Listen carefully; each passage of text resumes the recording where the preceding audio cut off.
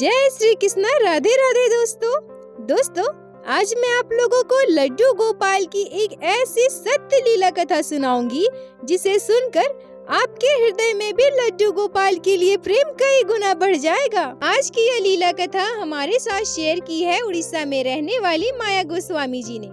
माया जी हमसे कहती हैं कि मेरी शादी को 25 वर्ष से भी ज्यादा हो गए हैं। मुझे एक पुत्र और एक पुत्री है। मेरी बेटी की भी शादी हो गई। जब भी मैं किसी के घर में लड्डू गोपाल की सेवा होते देखती थी तो मेरे मन में भी यह इच्छा होती थी कि काश मेरे घर पे भी लड्डू गोपाल होते। पर पता नहीं क्यों मैं लड्डू गोपाल को इतने वर्षों तक भी अपने घर नहीं ला पाई। 4 वर्ष पहले हम सभी पूरे परिवार के साथ वृंदावन बांके बिहारी जी के दर्शन के लिए जाते हैं। वहाँ मुझे लड्डू गोपाल का बहुत ही प्यारा प्यारा विग्रह दिखता है। मैं सोचती हूँ कि यह अच्छा मौका है, आज मैं लड्डू गोपाल को अपने घर लेकर ही जाऊंगी। यह बात मैं अपने पति को बताती हूँ। तब मेरे पति मुझसे कहते हैं कि माया, लड्डू गोपाल की सेवा करना आसान नहीं होता है और वैसे भी तुम्हारे पास समय कहाँ है। तुम सुबह सुबह इतनी जल्दी उठती हो, घर के काम करती हो, हमारे लिए नाश्ता बनाती हो, फिर दिन भर तुम्हें कितना सारा काम होता है। अगर तुम लड्डू गोपाल की सेवा लेती हो तो तुम्हारा काम कई गुना बढ़ जाएगा। सोच लो, अगर तुम्हें लेना है तो तुम ले सकती हो, मैं तुम्हें मना नहीं कर रहा, पर तुम्हारी तबीयत भी ठीक नहीं रहती। तुम एक काम करना, जब हमारे बेटे मोहित की शादी हो जाएगी और हमारे घर बहू आ जाएगी ना, तब तुम लड्डू गोपाल की सेवा ले लेना। अपने पति की बात सुनकर मैं थोड़ा उदास हो जाती हूँ। मैं सोचती हूँ कि इतने वर्षों तक तो मुझे ये टेंशन था कि मेरे बच्चे छोटे हैं, उसका स्कूल है, ट्यूशन है, उसकी देखभाल करनी है।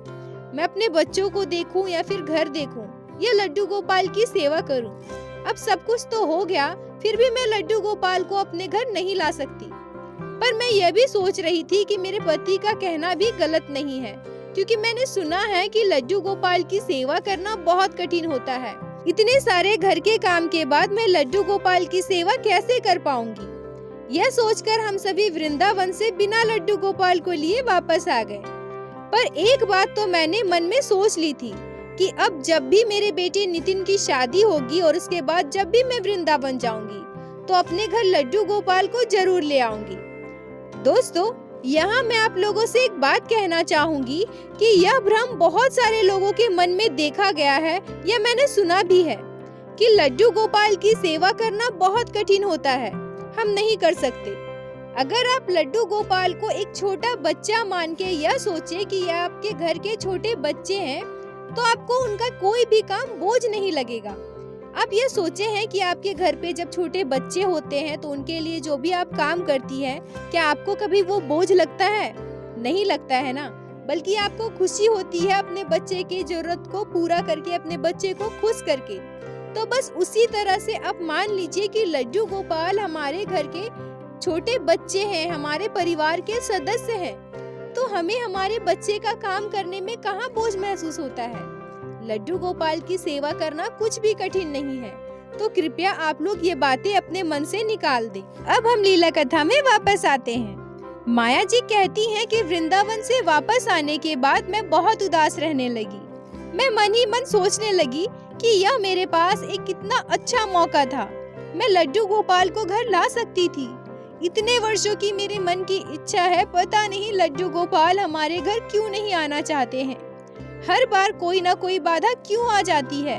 अब मैं यह सोचने लगी कि अपने बेटे की शादी के बाद मैं लड्डू गोपाल को अपने घर लाना तो चाहती हूँ, पर पता नहीं मेरी इच्छा भी अधूरी न रह जाए। इसी तरह से दिन बीत रहे थे। 2 साल पहले मेरे बेटे नितिन की शादी हुई। मेरी बहू बहुत सुंदर, सुशील और गुणवान है। वो हम सभी का बहुत ख्याल रखती है। हम सभी अपने बहू से बहुत खुश हैं। माया जी कहती है कि मेरे घर पे भले ही लड्डू गोपाल की सेवा नहीं होती हो, पर मैं नित्य प्रतिदिन घर में पूजा करती हूँ। पूजा करने के बाद ही मैं कुछ भी खाती हूँ। मेरे घर में सभी लोग भगवान पर आस्था रखते हैं, पर मेरी बहू को कहीं न कहीं ये सब पसंद नहीं था। शादी के बाद जब मैंने पहली बार मेरी बहू से कहा कि बहू, आज की पूजा तुम्हें करनी है, तब मेरी बहू कहती है कि मम्मी जी, आपको पता है मैंने कभी भी अपने मायके में पूजा पाठ नहीं किया। मुझे यह सब बिल्कुल भी पसंद नहीं है। पर आज अगर आप बोल रही हैं तो मैं कर देती हूँ। मैं अपनी बहू की यह बात सुनकर आश्चर्य हो जाती हूँ और अपने बहू से कहती हूँ कि बेटा, तुम्हारे मायके में क्या तुमने अपनी मम्मी को कभी पूजा पाठ करते नहीं देखा है? मेरी बहू कहती है कि नहीं मम्मी जी, मेरे घर में किसी को पूजा पाठ करना बिल्कुल भी पसंद नहीं है। पूजा में अपना समय वेस्ट करने से क्या फायदा होगा? अगर हमें पुण्य ही कमाना है तो रास्ते में कितने सारे गरीब लोग होते हैं, कितने गरीब बच्चे होते हैं। अगर हम उन गरीब लोगों की सहायता कर सकते हैं तो इससे भगवान ज्यादा प्रसन्न होंगे और भगवान ऊपर से नहीं आएंगे हमारे लिए कुछ करने। हम सभी को खुद ही मेहनत करना पड़ेगा। मैं अपनी बहू की बात सुनकर हैरान हो जाती हूँ। कुछ देर तो जैसे मैं चुप ही हो जाती हूँ, मुझे शब्द ही नहीं मिलता। उसके बाद मैं अपने बहू से कहती हूँ कि बहू, ये तो ठीक है कि हमें जरूरतमंदों की सहायता करनी चाहिए, पर इसका मतलब बिल्कुल भी यह नहीं है कि हम भगवान को भूल ही जाएं। पर इसके बाद मैं अपने बहू से ज्यादा कुछ नहीं कही, क्योंकि अभी उसकी नई नई शादी हुई थी। उसे यह न लगे कि उसकी सासू माँ उसे बातें सुना रही है। यह बात मैं अपने पति को बताती हूँ। तब मेरे पति कहते हैं कि पढ़ी लिखी लड़की है, पता नहीं शायद उसे ये सब पसंद ना हो, तुम इन सब चीजों में ज्यादा ध्यान मत दो। उस दिन के बाद मैंने कभी भी अपनी बहू को पूजा पाठ करने के लिए नहीं कहा। मेरी बहू हर तरह से बहुत अच्छी थी, हम सभी का बहुत ख्याल रखती थी, पर मुझे एक बात का अफसोस तो जरूर था कि जैसा मैं चाहती थी मेरी बहू वैसी नहीं है। इसे तो पूजा पाठ भगवान पर भरोसा है ही नहीं। ऐसे ही दिन बीतने लगे। माया जी कहती है कि आज से 9-10 महीने पहले मेरे जीवन में कुछ ऐसी घटनाएं घटने लगी जो मुझे समझ में ही नहीं आ रहा था कि मेरे साथ ऐसा क्यों हो रहा है। मैं कई दिनों तक लगातार एक ही तरह का सपना देखती रही। सबसे पहले दिन, जिस दिन मैंने पहली बार यह सपना देखा था, उस दिन तो मैं बहुत डर गई थी। मैं सपने में देखती हूँ कि किसी एक अंधेरे कमरे में एक छोटा सा बच्चा बैठकर बहुत रो रहा है। मुझे उस बच्चे का चेहरा नहीं दिख रहा था, बस उस बच्चे की रोने की आवाज सुनाई दे रही थी। अचानक से मैं घबराकर उठ जाती हूँ। मैं यह बात अपने पति को बताती हूँ। वो मुझसे कहते हैं कि अरे, तुम छोटी छोटी बातों पे ना बहुत परेशान हो जाती हो, टेंशन मत लो, सो जाओ, ये सपना ही तो है। मैं भी सोचती हूँ कि हाँ, सपना ही तो है, और उसके बाद मैं सो जाती हूँ। पर मुझे डर तो तब लगने लगा जब मैं यह सपना लगातार 4-5 दिनों तक देखती हूँ। मुझे समझ में नहीं आ रहा था कि कोई बच्चा मुझे रोता हुआ क्यों दिखाई दे रहा है। मैं अपने इस सपने के बारे में जब अपने बहू से बताती हूँ तो वह हंसने लगती है। वो कहती है कि माँ जी, आप भी बच्चों की तरह परेशान हो जाती हो। मेरे मन में इतना डर बैठ गया था कि मैं जब भी सोती थी भगवान से बस यही प्रार्थना करती थी कि हे भगवान, आज मुझे फिर से वह सपना ना आए। पर एक दिन मैं एक ऐसा सपना देखती हूँ जो मुझे और भी आश्चर्य कर देता है। आज मैं अपने सपने में उस बच्चे को बात करते हुए सुनती हूँ। वो छोटा सा बच्चा मुझसे रोते हुए कह रहा था कि मैया, मुझे यहाँ से ले चलो ना मैया, मैं 10 वर्षों से यहाँ हूँ, मुझे बहुत भूख लगी है, मुझे तो कोई खाना भी नहीं देता, बहुत गर्मी है मैया, मेरे पूरे शरीर में जलन हो रही है, मुझे यहाँ से ले चलो ना मैया। इस सपने को देखने के बाद मैं चिल्लाकर उठकर बैठ जाती हूँ। मेरे पति भी घबराकर उठ जाते हैं और मुझसे कहते हैं कि क्या हुआ माया, तुम ठीक हो ना, कोई सपना देखा है क्या, फिर से आज वही सपना देखा है क्या। मैं अपने पति को अपने सपने की पूरी बात बताती हूँ। अब हम दोनों बहुत परेशान हो गए थे। मैं अपने सपने में ऐसा क्यों देख रही हूँ, वो बच्चा कौन है जो मुझसे इतनी सारी बातें बोल रहा है। सुबह को जब मैं यह बात अपने बहू को बताती हूँ तो वह फिर से हंसने लगती है और कहती है कि माँ जी, ऐसा कुछ नहीं है, सपना ही तो है, अब ज्यादा मत सोचिए, दिन भर आप टीवी देखती है ना, शायद इसी का असर है। बहू की बात सुनकर मुझे बहुत गुस्सा आता है, पर मैं चुप रहती हूँ। मेरे मन में बार बार तो यही बात चल रहा था कि वो बच्चा कौन है जो मुझसे बता रहा है कि मैया, मैं भूखा हूँ, मेरे शरीर में जलन हो रही है। कौन हो सकता है वो बच्चा जो मेरे सपने में बार बार आ रहा है। तभी मेरे जीवन में एक ऐसी घटना घटी जिसके बाद मेरा जीवन पूरी तरह से बदल गया। एक दिन मैं ऐसा सपना देखती हूँ जिसे बताते हुए भी मेरे आंखों से आंसू आ रहे हैं, मेरे होंठ कँप-कँपा रहे हैं।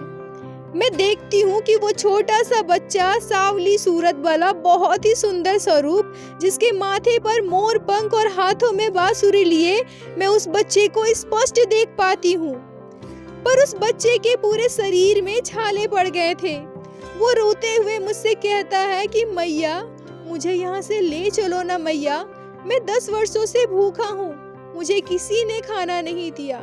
देखो ना मैया, मेरे शरीर में कितने छाले पड़ गए हैं, मुझे बहुत जलन हो रही है। माया जी कहती हैं कि मैं अचानक से अपने सपने से जाग जाती हूँ। आज का यह सपना मेरे जीवन का सबसे डरावना या तो सबसे खूबसूरत सपना था। यह तो मैं समझ गई थी कि यह बच्चा और कोई नहीं, हमारे भगवान श्री कृष्ण के बाल स्वरूप है। पर मुझे यह समझ नहीं आ रहा था भगवान इस तरह से हमें सपने में क्यों दर्शन दे रहे हैं, और हमारे श्री कृष्ण के शरीर में इतने सारे छाले क्यों हैं। भगवान मुझे रोते हुए क्यों ये सब कह रहे हैं। क्या सच में ऐसा होता है कि भगवान भूखे रहते हैं? क्या सच में भगवान हमें आकर बता सकते हैं? बहुत सारे सवाल मेरे मन में चल रहे थे, पर मन ही मन मुझे बहुत डर लग रहा था, और कहीं ना कहीं अब मेरा डर चिंता में बदल गया था। अपने पति से कहती हूँ कि हमें इस बारे में एक बार अपने गुरुजी से बात करनी चाहिए। मैं और मेरे पति हमारे गुरुदेव के पास जाते हैं और उन्हें सारी बातें बताते हैं। हमारे गुरुदेव जी कहते हैं कि जिस तरह से तुम बता रही हो, मुझे भी यही लगता है कि ये भगवान श्री कृष्ण के बाल स्वरूप लड्डू गोपाल होंगे। हमारे गुरुदेव जी हमसे कहते हैं कि लड्डू गोपाल ही एक ऐसे भगवान है जो हमेशा अपने भक्तों के साथ लीलाएं करते रहते हैं, क्योंकि वो बाल स्वरूप में हैं, और बच्चे तो हमेशा चंचल होते हैं। पर तुम तो लड्डू गोपाल की सेवा नहीं करती ना, फिर लड्डू गोपाल तुम्हारे सपने में क्यों आ रहे हैं? मैं अपने गुरुदेव से कहती हूँ कि नहीं गुरुदेव, मैं हमेशा से ही लड्डू गोपाल की सेवा करनी चाहती थी, पर किसी न किसी कारणवश यह नहीं हो पा रहा था। तब हमारे गुरुदेव हमसे कहते हैं कि अब मैं समझ गया। देखो, लड्डू गोपाल तुम्हारे सपने में आकर यह कह रहे हैं कि मैया मुझे यहाँ से ले चलो, तो सबसे पहले तुम यह पता करो कि तुम्हारे आसपास कोई ऐसा घर होगा जहाँ लड्डू गोपाल की सेवा ठीक से नहीं हो पा रही होगी, क्योंकि जब भगवान तुम्हारे सपने में आकर तुम्हें स्वयं बता रहे हैं, तो इसका मतलब यही होगा कि वो तुम्हारे आसपास ही होंगे, तुम्हारे परिचित लोगों के पास होंगे, तभी वह चाहते हैं कि तुम उन्हें वहाँ से लेकर आओ। और तुम जिस हालत में लड्डू गोपाल को देख रही हो, यह सच में मुझे भी बहुत बुरा लग रहा है। मैं अपने गुरुदेव की बात सुनकर घर आती हूँ, पर मेरे मन में हमारे बाल स्वरूप से लड्डू गोपाल का वही रोता हुआ चेहरा घूमता रहता है। मेरे पड़ोसी के 1-2 घर में लड्डू गोपाल की सेवा तो होती थी, पर वो लोग लड्डू गोपाल की सेवा बड़े ही प्यार और जतन से करते थे। अब मैं और परेशान हो गई कि मैं कहाँ पता करूं कि किनके घर में लड्डू गोपाल हैं जिनकी सेवा नहीं हो पा रही है। मैं अपने सारे रिलेटिव से फोन पे यह सारी बातें बताती हूँ। सभी मेरी बात सुनकर आश्चर्य हो जाते हैं और कहते हैं कि माया, तुम बहुत किस्मत वाली हो जो स्वयं साक्षात भगवान श्री कृष्ण ने अपने बाल स्वरूप में तुम्हें सपने में दर्शन दिया है। माया जी कहती हैं कि मैं अपने आप को कहीं से भी भाग्यशाली नहीं समझती थी, क्योंकि भगवान ने मुझे रोते हुए दर्शन दिया है। पता नहीं हमारे बाल गोपाल कितने दुखी होंगे, कहाँ होंगे, उन्हें कितनी तकलीफ हो रही होगी, मैं उन्हें कैसे ढूंढूं। ये सब सोच सोचकर मुझे बहुत दुख होता था, मैं बहुत रोती थी। और ये सारी बात जब मैंने अपनी बहू को बताती हूँ तो वो मेरा मजाक उड़ाती थी, वो हंस दिया करती थी। उसका ये व्यवहार मुझे बिल्कुल भी अच्छा नहीं लगता था, पर क्या करूँ, मैं चुप रहती थी, यह सोचकर कि जब उसे भगवान पर भरोसा ही नहीं है तो उसे कुछ भी कहना बेकार है। तभी अचानक से एक दिन कुछ ऐसा होता है जिसके बारे में मैं कभी सपने में भी नहीं सोच सकती। मेरी बहू रोते हुए मेरे पास आती है और कहती है, मम्मी जी मुझे बहुत डर लग रहा है, मुझसे बहुत बड़ा पाप हो गया है। मैं अपनी बहू को ऐसे रोते हुए देखकर घबरा जाती हूँ और उससे कहती हूँ कि क्या हुआ बहू, तुम रो क्यों रही हो। उसके बाद मेरी बहू जो बताती है उसे सुनकर तो जैसे मेरे होश ही उड़ जाते हैं, मेरे आंखों से आंसू आ जाते हैं। मेरी बहू मुझसे कहती है कि मम्मी जी, जिस दिन आपने पहली बार मुझे अपने सपने के बारे में बताया था, मुझे बिल्कुल भी भरोसा नहीं था। मुझे तो आपकी बातें सुनकर हंसी आ रही थी।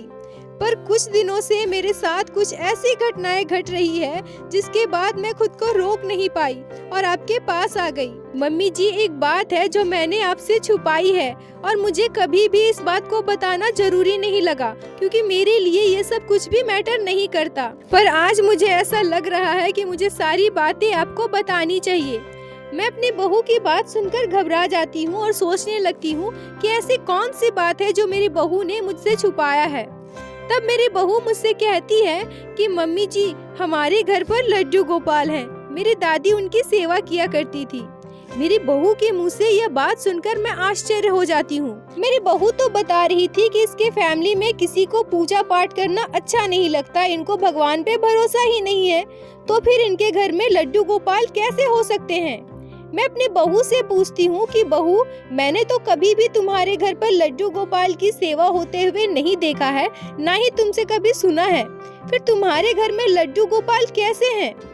तब मेरी बहू रोते हुए बताती है कि जब मेरी दादी थी तो मेरे घर पे लड्डू गोपाल की सेवा होती थी।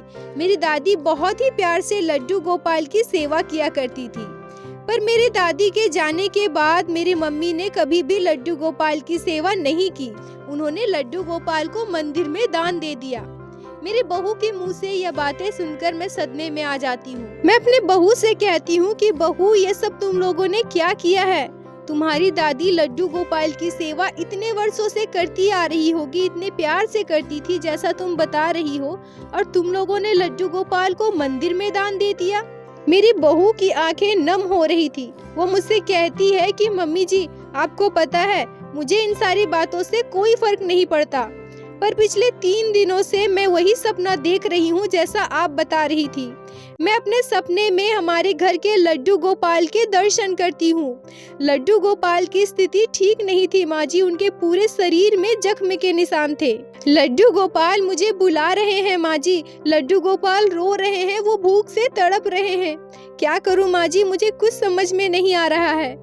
बहू की आंखों से भगवान श्री कृष्ण के बाल स्वरूप लड्डू गोपाल के लिए आंसू निकलते देखकर मैं बिल्कुल आश्चर्य हो जाती हूँ। ये वही लड़की है ना जो कल तक भगवान पे हंसती थी, कल तक इसे भगवान पे भरोसा नहीं था, पर आज वो लड्डू गोपाल को सपने में इस अवस्था में देखकर कितना व्याकुल हो रही है। मैं अपने बहू को चुप कराती हूँ और उससे कहती हूँ कि तुम परेशान मत हो, हम कल ही जाकर लड्डू गोपाल को वहाँ से लेकर आएंगे। अगले दिन हम लोग अपने बहू के मायके जाते हैं। वहाँ जाकर अपने बहू के मम्मी को सारी बात बताते हैं। वो हमारे सामने बिल्कुल शर्मिंदा हो गई। वो हमसे कहती है कि मेरे पास इतना समय नहीं होता था कि मैं लड्डू गोपाल की सेवा कर सकूं, इसीलिए किसी ने कहा कि तुम मंदिर में दान दे दो, और हम मंदिर में दान देकर आए हैं। अब अगर लड्डू गोपाल आपके सपने में आ रहे हैं, आपके घर आना चाहते हैं, तो आपको उन्हें अपने घर जरूर ले जाना चाहिए। हम सभी उस मंदिर में जाते हैं जहां उन्होंने लड्डू गोपाल की सेवा दी थी, पर वहां जाकर हम जो देखते हैं वो सच में आश्चर्य कर देने वाली थी। हमारी आंखों से आंसू आ गए उस दृश्य को देखकर। भले ही हमारे घर में लड्डू गोपाल की सेवा नहीं होती थी, पर लड्डू गोपाल के लिए प्रेम और श्रद्धा मेरे मन में हमेशा थी। मेरी बहू और उसकी मम्मी जो लड्डू गोपाल की सेवा कभी भी नहीं की, उन्होंने जब लड्डू गोपाल को मंदिर में दान कर दिया था और आज जब लड्डू गोपाल की स्थिति देखी तो उनकी आंखों में भी आंसू थे। हम देखते हैं कि लड्डू गोपाल उस मंदिर के एक दीवार में बने सिंहासन पर बैठे थे। मेरी बहू की मम्मी हमें बताती है कि लगभग 10 वर्षों पहले हम लड्डू गोपाल को इस मंदिर में रख कर गए थे, और तब मैं समझ पाती हूँ कि लड्डू गोपाल ने मुझसे ऐसा क्यों कहा कि पिछले 10 वर्षों से मैं भूखा हूँ, मुझे भोजन नहीं दिया गया है। ये सारी बातें सोचकर मेरा हृदय कांप रहा था। मेरे बाल गोपाल 10 वर्षों से भूखे हैं। मैं दौड़कर जाकर वहाँ से लड्डू गोपाल को नीचे उतारती हूँ और देखती हूँ कि लड्डू गोपाल का पूरा शरीर काला पड़ चुका था। कहीं कहीं तो काले काले धब्बे वाले निशान पड़ गए थे। ऐसा लग रहा था कि कभी किसी ने लड्डू गोपाल को स्नान तक नहीं करवाया है, ना ही उन्हें कभी भोग लगाया है। उनको जैसा मंदिर में छोड़ा गया था आज भी वैसे ही पड़े हैं। मैं लड्डू गोपाल को लेकर वहाँ से सबसे पहले रास्ते में पड़ने वाले बाजार में जाती हूँ और वहाँ से लड्डू गोपाल के लिए पोशाक, उनके लिए ज्वेलरी और जरूरत की सारी सामान वहाँ से खरीद कर सीधा अपने घर पे आती हूँ। घर आने के बाद जब मैं लड्डू गोपाल को पंचामृत से स्नान करा रही थी, तब मुझे अपने सपने की बात याद आ गई। मैया, मेरे पूरे शरीर में छाले पड़ गए हैं मैया, मुझे बहुत दर्द हो रही है मैया। मैं अपने बाल गोपाल को स्नान करते समय देख पाती हूँ कि मेरे गोपाल के पूरे शरीर में गंदगी के जैसे धब्बे पड़ गए हों। उनके शरीर में मैं हल्के हल्के हाथों से साफ करने की कोशिश करती हूँ, पर मुझे ऐसा लगता है कि मेरे बाल गोपाल को शायद दर्द हो रहा होगा। मैं लड्डू गोपाल को स्नान करा के उनके पूरे शरीर में चंदन का लेप लगाती हूँ ताकि उन्हें ठंडक पहुँच सके। गोपाल का अच्छे से श्रृंगार करती हूँ और उन्हें अच्छे से भोग लगाती हूँ। उसके बाद मैं गोपाल को अपने मंदिर के सिंहासन में विराजित करती हूँ। उस दिन से लगातार कम से कम 20 दिनों तक प्रतिदिन मैं लड्डू गोपाल के पूरे शरीर में चंदन का लेप लगाती रही। मुझे ऐसा लग रहा था कि चंदन का लेप लगाने से मेरे गोपाल को ठंडक पहुंचेगी। इस घटना के बाद मेरे बहू का व्यवहार भगवान के प्रति, आस्था के प्रति बिल्कुल ही बदल गया। माया जी हमसे कहती है कि मेरे साथ जो घटना घटी यह मैं कभी सोच भी नहीं सकती कि ऐसा भी हो सकता है। मैं बरसों से अपने घर लड्डू गोपाल को लाना चाहती थी। इस बीच में कई बार वृंदावन गई, पर लड्डू गोपाल को अपने घर नहीं ला पाई। और आज यह भगवान श्री कृष्ण लड्डू गोपाल की कैसी लीला है जो भगवान इतनी सारी लीलाएं करके मेरे घर आ गए। और ये कितना बड़ा संयोग है कि मेरी बेटी की शादी ऐसी लड़की से होती है जिनके घर के लड्डू गोपाल पिछले 10 वर्षों से भूखे प्यासे उस मंदिर में विराजित है। और लड्डू गोपाल मेरे सपने में स्वयं आकर बताते हैं कि मैया मुझे घर ले आओ। मेरी बेटी की शादी आखिर उसी लड़की से क्यों हुई? ये सब कुछ भगवान की ही अद्भुत लीला है जो मैंने स्वयं महसूस की है। माया जी कहती हैं कि इस घटना के बाद मेरी बहू का व्यवहार बिल्कुल ही बदल गया और वो भी मेरे साथ लड्डू गोपाल की सेवा करने लगी। दोस्तों, यहाँ मैं आप लोगों से एक बात कहना चाहूंगी कि माया जी के साथ लड्डू गोपाल ने जो लीला की है यह हमें एक सीख देती है और एक और प्रमाण देती है कि मात्र हमारे यह चाह लेने से कि हम लड्डू गोपाल की सेवा लेंगे, लड्डू गोपाल को अपने घर लेके आएंगे, यह बिल्कुल भी नहीं हो सकता है। जब तक हमारे लल्ला, हमारे ठाकुर जी स्वयं हमारे घर नहीं आना चाहे तब तक हम उन्हें अपने घर नहीं ला सकते हैं। और जिस दिन हमारे ठाकुर जी हमारे घर आना चाहेंगे तो वो कोई न कोई लीला करके हमारे घर आ ही जाएंगे। माया जी, आपका बहुत बहुत धन्यवाद जो आपने यह लीला कथा हमारे साथ शेयर की और मैं हमारे चैनल के माध्यम से बाकी सारे भक्तों तक इस अद्भुत लीला कथा को पहुंचा सकी। अपना प्यार और अपना साथ ऐसे ही बनाए रखे। बोलो बाके बिहारी लाल की जय, लड्डू गोपाल की जय, जय जय श्री राधे। दोस्तों, अगर आप लोगों को आज की यह लीला कथा अच्छी लगी हो, आपके दिल को स्पर्श की हो, तो कृपया वीडियो को लाइक करके अपने दोस्तों के साथ शेयर अवश्य करें, जिससे बाकी भक्त भी लड्डू गोपाल की इस अद्भुत लीला कथा को श्रवण कर सके। और हमारे चैनल को सब्सक्राइब करें, जिससे आप प्रतिदिन हमारे चैनल पे श्री बाके बिहारी श्री लड्डू गोपाल की अद्भुत लीला कथाएं सुन सके।